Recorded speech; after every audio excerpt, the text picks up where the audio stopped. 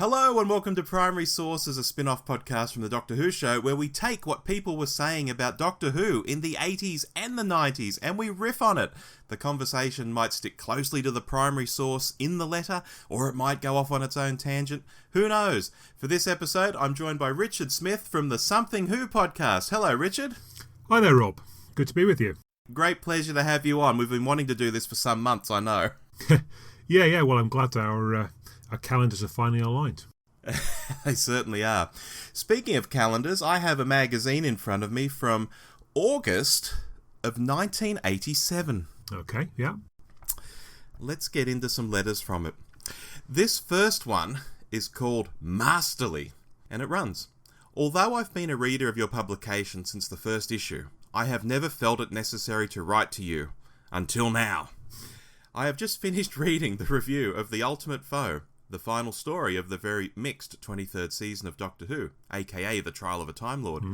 I wish to take exception to one aspect of that review, specifically the section regarding Anthony Ainley's return as the Master after poor treatment of the character in The Mark of the Rani.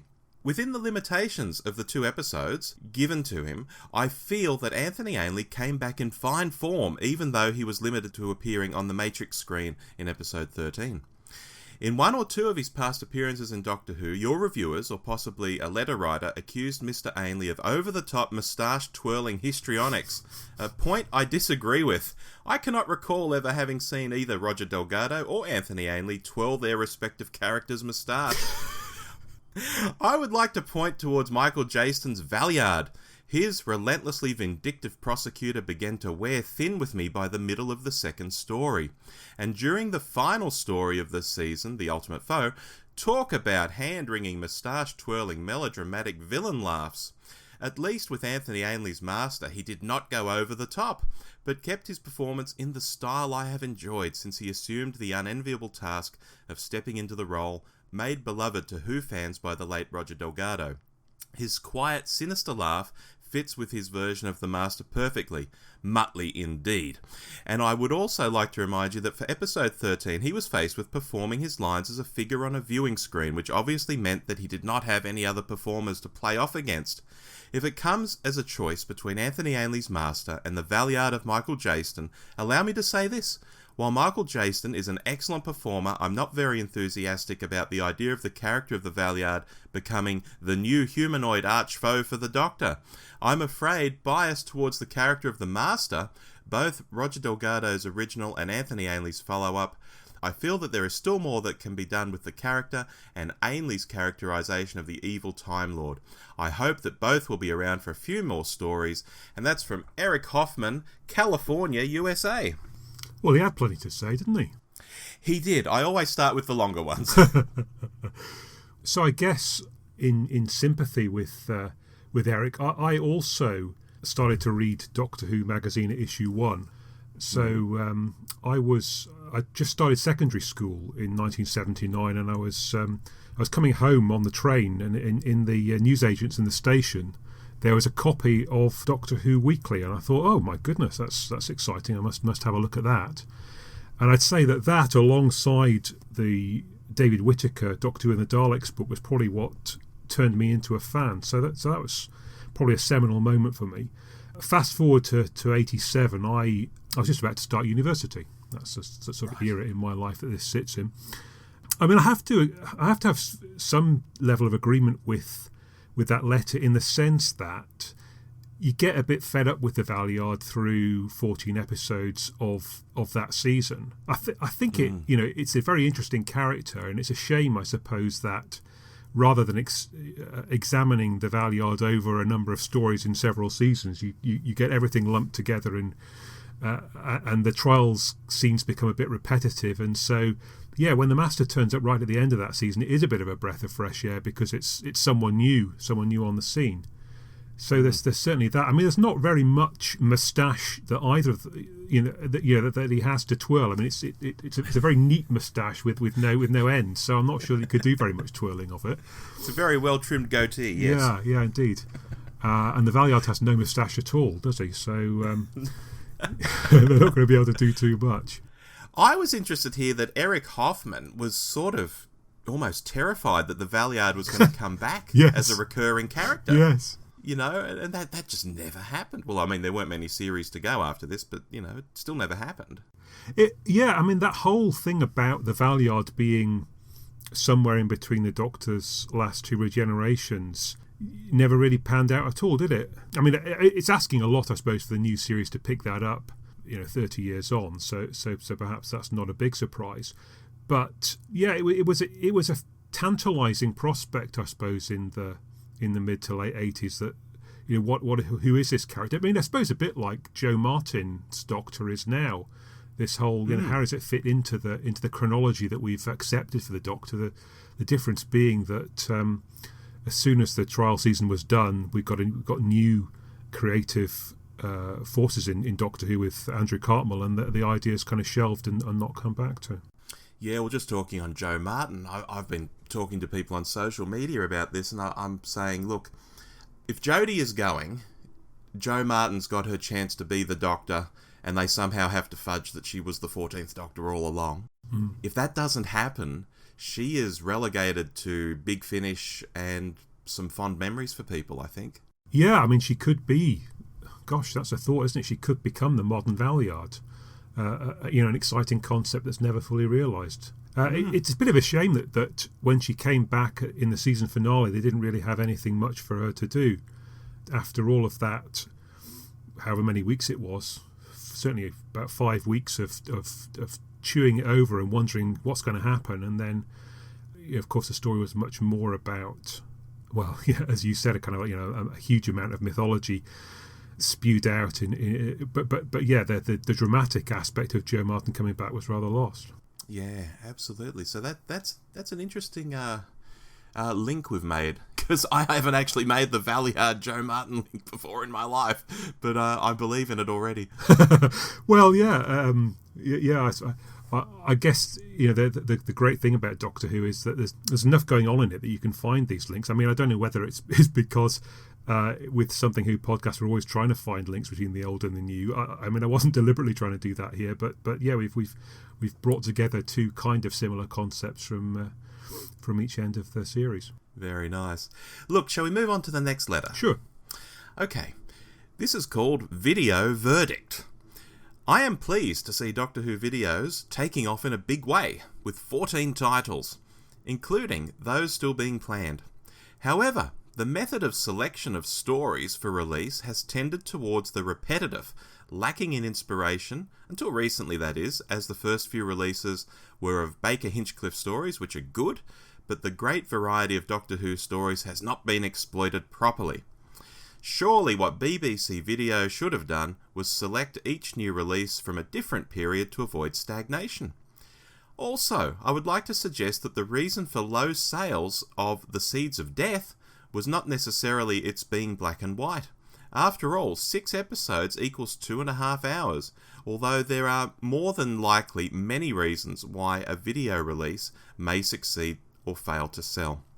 I, and I'm sure many other fans, would like to see many stories from different periods released on video. Of the 17 complete Hartnell stories, not one has been used in this way. So, I have listed a few stories, together with the reasons why people might want to see them, as suggestions for video releases. Now, I won't actually read out their reasons for each of these stories, but I will read the stories. They've suggested An Unearthly Child, The Aztecs, The Dalek Invasion of Earth, The Web Planet, The Time Meddler, The Demons, City of Death, Ark of Infinity, Resurrection of the Daleks, and The Two Doctors. I hope this list is of use as market feedback to BBC Video, and I also hope other fans will do the same to show where the Doctor Who video market really is and what is in demand. That's Tommy Wiley from Kirkwall in Orkney. My goodness. Yes. That's the far north, that, yeah. But videos, Richard, were you buying them back in the day? Yeah, well, I mean, this is fascinating, because this, I think, is the point of departure between UK and Australian fandom. I mean, you've got in Australia in the 80s, I understand, from sort of Pertwee through to the end of the series, almost on repeat. Whereas in the UK, it's on once and that's it, with the exception of a very few stories which get repeated now and then. So yeah, as far as I was concerned, I suppose I started watching mid-Pertwee. So yeah, most of the Pertwee stories I hadn't seen. I'd only read the Target books. And Baker, whilst I remembered them all, they were kind of distant memories by the time we get to this era in the sort of mid to late 80s. So yeah, I was buying them. I bought The Seeds of Death, the very one that was mentioned in the letter. It was absolutely... I mean, I was really excited. I grew up reading the Troughton Target books, but there was no way of ever actually seeing Troughton. The only thing that happened was in the early 80s they repeated the Crotons 4 episodes, but you know it's not really a classic Troughton story, that, and it's not no, not at all. Yeah, and it's not the sort of thing that I grew up with reading. And of course I soon discovered that most of those ones that they'd written the books about were missing. The Seeds of Death was, I suppose, an opportunity to see the Ice Warriors, a sort of classic Troughton monster. So yeah, I was absolutely up for that, and I mean I really enjoyed it. I suppose 2 things I remember. One was the abysmal quality of that video. I think the first episode was sort of okay, and then it just got very murky thereafter. Mm-hmm. I mean, and the other thing, of course, is it's another season 6, not all that brilliant. I mean, lots of good moments in it, but on the whole, it does drag a wee bit as a 6-part story. Yeah, I would have been an avid buyer. I certainly would have gone for quite a lot of those in the list that was provided there. A lot of black and whites in the list. It seems Tommy was very interested in seeing a lot of the Hartnell stuff he specifically called out. Yeah, and I think that probably is, at least in part. So I suppose the other thing to say is, if you were associated with official fandom in the UK, the Doctor Who Appreciation Society did have some copies of videos that were sort of distributed around. So it was possible to see old stories, and certainly at conventions they would show videos in a room off to the side. So there was that. But I didn't live in Leeds. I lived which is in the north of England, and sort of quite a long way from London. But also I didn't even live in Leeds. I lived about 15-20 miles out. So I was living in a small village. There was really no opportunity for me to get into a city, to a fan group in this kind of era. So yeah, buying the videos was really the only way I was ever going to see them. And I think the Hartnell and Troughton ones were the ones that really tickled my interest, because I'd seen at least some of Pertwee and Baker, but yeah, I'd never really seen any of those really early ones. Dalek Invasion of Earth was absolutely at the top of my list that I wanted to see. I mean, funnily enough, we just reviewed that recently. I mean, it's a story that is probably better in the novelisation than the way it's realised on screen. Although I think the first time I saw it, I was too excited about the prospect of finally coming to cross it, that I was going to be too upset about that. They give it a good crack, though, don't they, with the location filming? Oh, especially. Yes. That's one of the things I've always liked about that. Yeah, and I mean, I was saying that I really love the location filming in it. You can definitely tell that it's London. You don't get actually the House of Parliament shot that you think you might get, but you do get things like the Victoria Monument and the Albert Hall and some recognisable London landmarks. So yeah, no, I think that the filming of that is definitely the high point. Yeah, absolutely. So, yeah, look, I picked this letter because it's just interesting to think of a time where there were 14 videos and people were still looking at, dozens of stories and wondering what would come next. It's a crazy time. Yeah, well, it's a little bit like, I suppose, the situation we've got with the Blu-rays now, where, of course, there's absolutely no suspense anymore because we've seen all these stories 10 or 15 times before, if we want to have done, maybe more. But the extras and some of the features that come with them, and I guess just because perhaps they're in higher quality and there's an opportunity maybe to see something we haven't seen before, it's still tantalizing. So people are still getting excited about which order they're coming at, even now, even though it's not about perhaps the opportunity to see a story for the first time. Brilliant. Let's move on to this third letter, Yeah. because we are running short on time, Okay. and it's a short one. This one is called Not Child's Play. Let me begin by saying, like most do, the magazine is a very good read, full of information and colour. One relief, I must say, is the title to the letters page, much better, as you also rightly said, Yuan Hu says it all. Reading through this issues, and that they're referring to issue 125, letters, I was intrigued to see several people mentioning the fact that Sylvester McCoy was not a total stranger to the screen, and I must agree. I've seen him several times and was delighted when I found out he was to be the next Doctor. I see the new outfit has been toned down considerably, which should please several people. Actually, I rather liked Colin's outfit. Before I close, I'd just like to bring up the matter that Peter Linford from Staffordshire mentioned in issue 125. I've been thinking exactly what he said for some time, that Doctor Who now works better during the week than on Saturdays. People go out more on Saturdays or work. Finally, I don't think that Doctor Who is a children's program. It really annoys me that all the novelisations are placed in the children's section of bookshops. And that's from Elaine Bull, Middlesex. Yeah, well, of course, that irritated me terribly when I was 18 as well, but or 19, but I guess I've come to live with that subsequently. Fascinating. So, yeah, I mean, Sylvester McCoy was a well-known figure in the UK. He was well known on children's television, but he wasn't all that well known as an actor. He turned up a lot in light entertainment programs. So it felt like the thin end of the wedge, to be honest. I remember when he was announced, it felt like the sort of person that you would pick to be the star of a show when it's failing and nobody really cares anymore.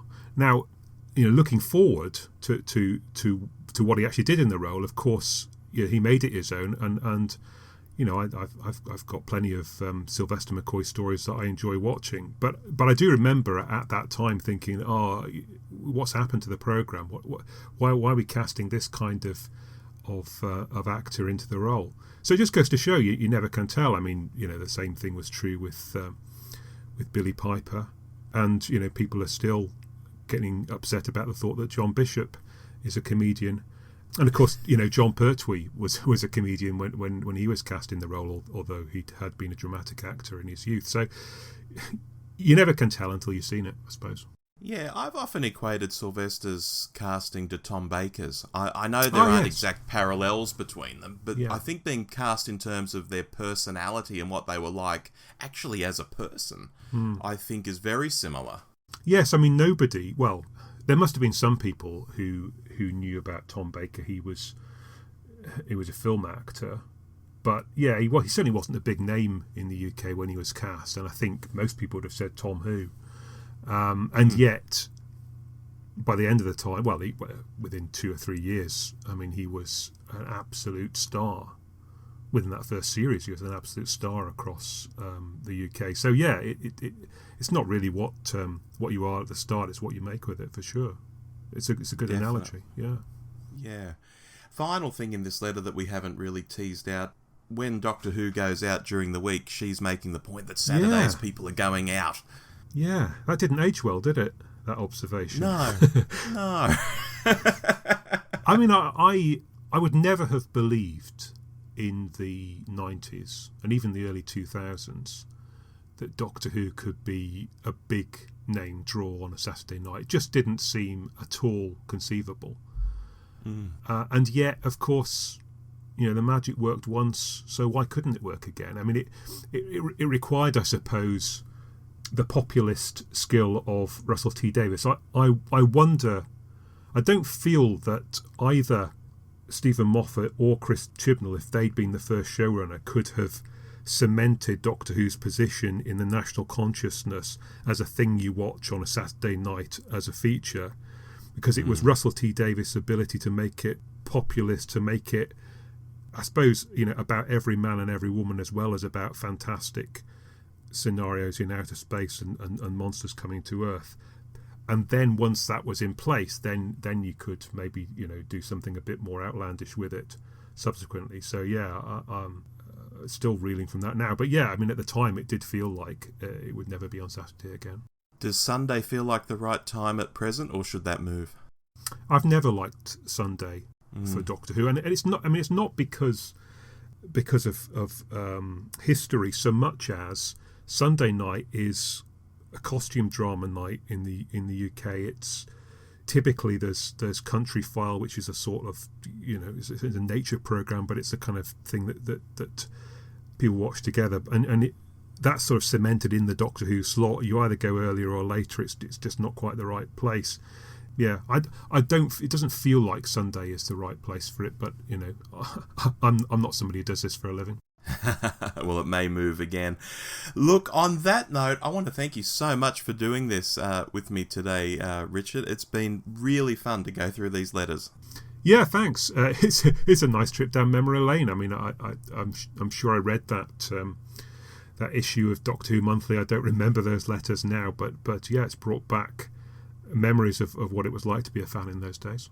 Absolutely brilliant. Well, thank you again. Yeah, thanks, Rob. It's been great.